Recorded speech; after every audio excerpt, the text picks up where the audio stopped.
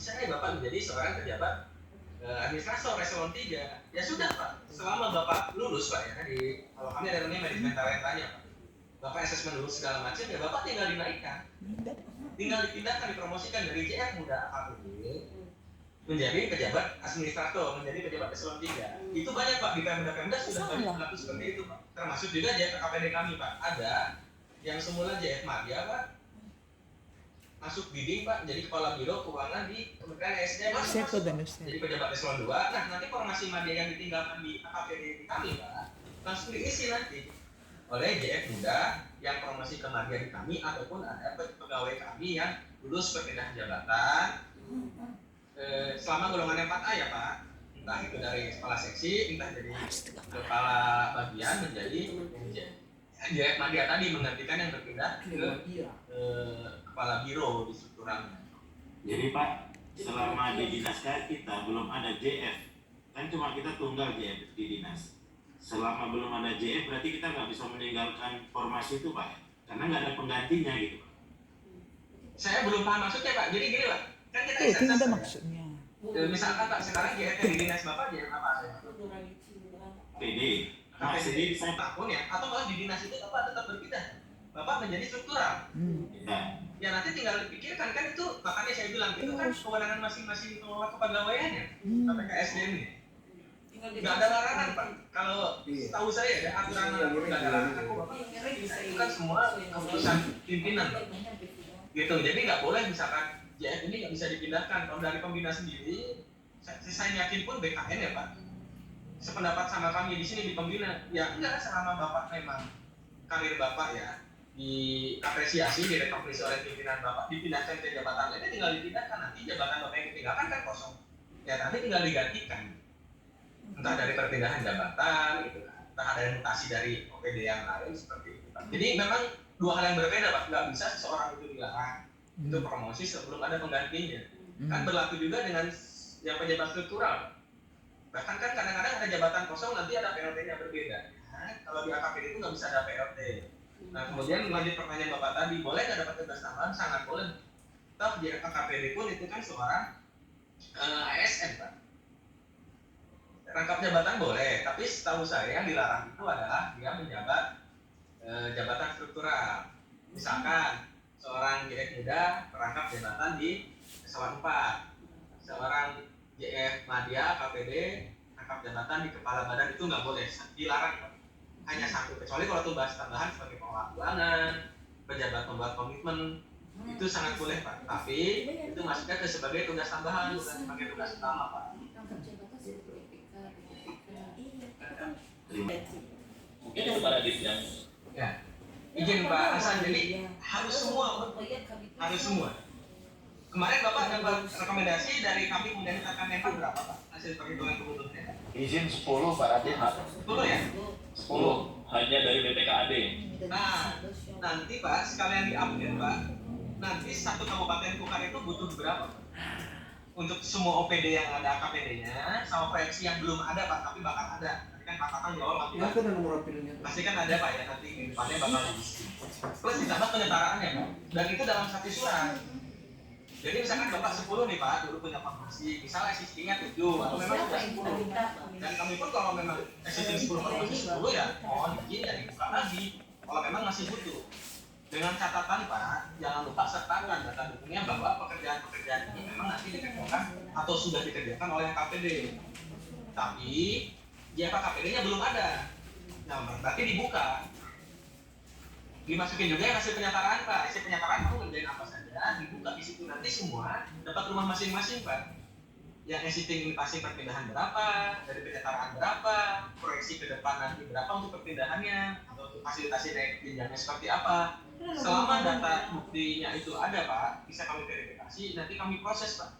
Dan saran kami tetap Pak, satu kabupaten Kukar, satu usulan formasi, koordinasi antara Ordata, BKPSDM, sama OPD-OPD di mana KPD itu berada Pak.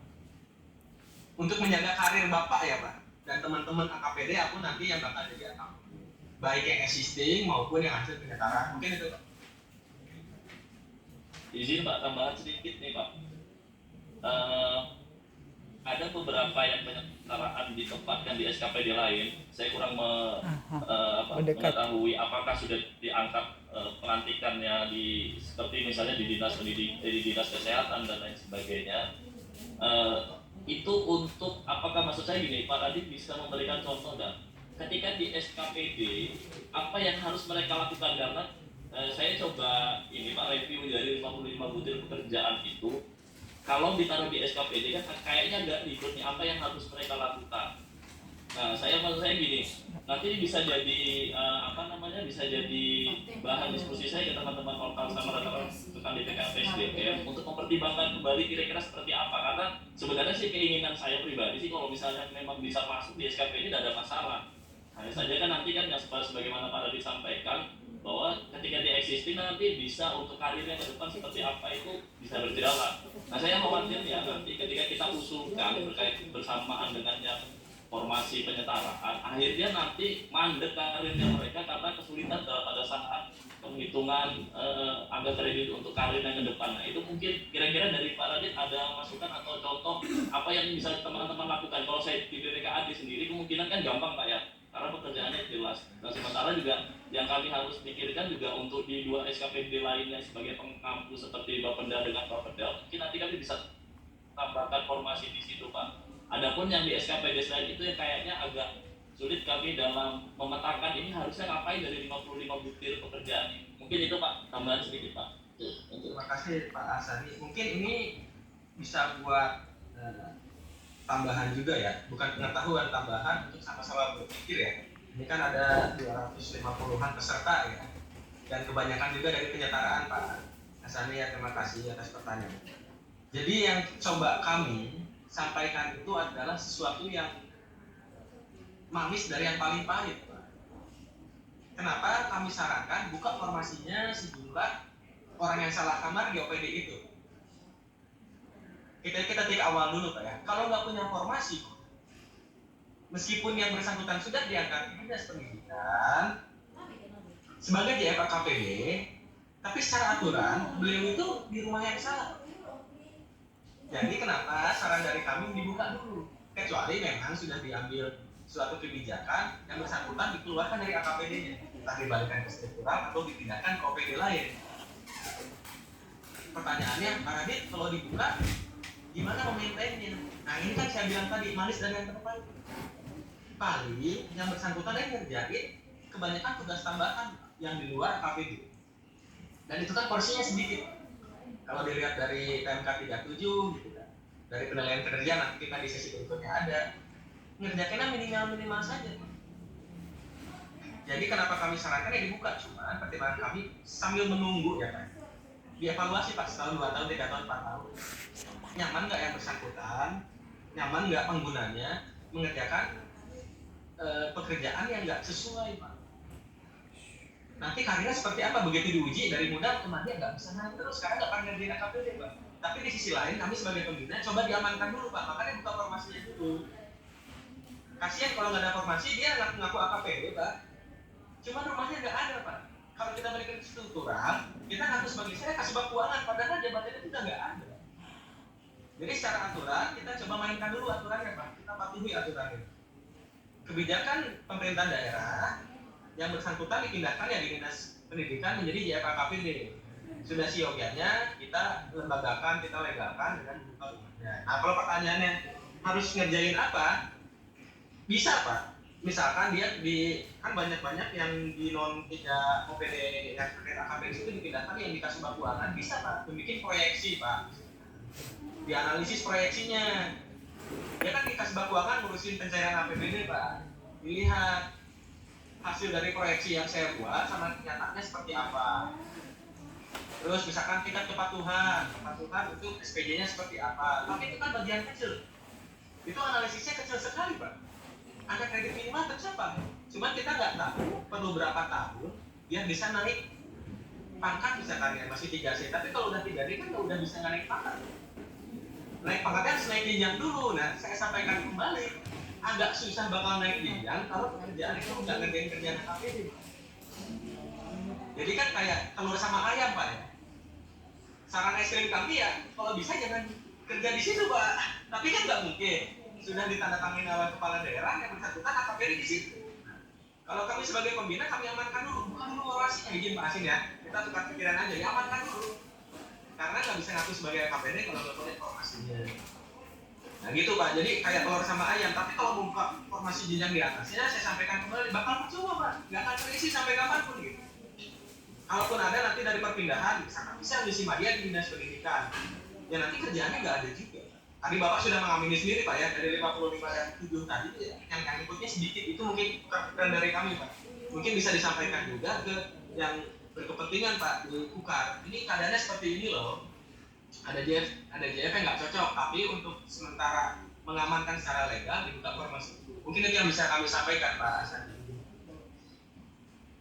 Update formasi, kebetulan kami juga sudah mengeluarkan surat Pak. Jadi sudah keluar surat pada tanggal. Izin Pak Tatang, suaranya putus Pak. Ya, baik Pak. Jadi kami sudah mengeluarkan surat Pak, surat DJPK yaitu tanggal 29 Juli 2022 gitu Pak. Suratnya sudah kami taruh di bahan materi gitu ya, itu untuk penyesuaian ABK dan kebutuhan JPKPD gitu ya. Dan jadi di dalam surat tersebut kami mohon bagi pemerintah daerah untuk menyesuaikan kebutuhan apabila ada koreksi gitu ya dari penyetaraan jabatan. Misalnya tadi Bapak hanya membuat formasi dari penyesuaian dan perpindahan misalnya, tapi yang penyertaannya belum. Nah, maka dengan surat itu kami harapkan untuk menjadi dasar gitu ya bagi Bapak untuk melakukan penyesuaian dan perbaikan. Nah, perlu kami informasikan juga bahwa untuk formasi atau kebutuhan ini menjadi salah satu persyaratan untuk mengikuti uji kompetensi gitu ya, uji kompetensi kenaikan jenjang. Jadi nanti begitu Bapak Ibu mau uji kompetensi untuk kenaikan jenjang jabatan, maka kami mengharapkan atau mensyaratkan formasi yang sudah ada rekomendasi dari kami dan sudah ada penetapan dari Kemenpan RB untuk menjadi syarat. Itu mungkin Pak Radit. Juga kami di OPD Sekretariat DPRD.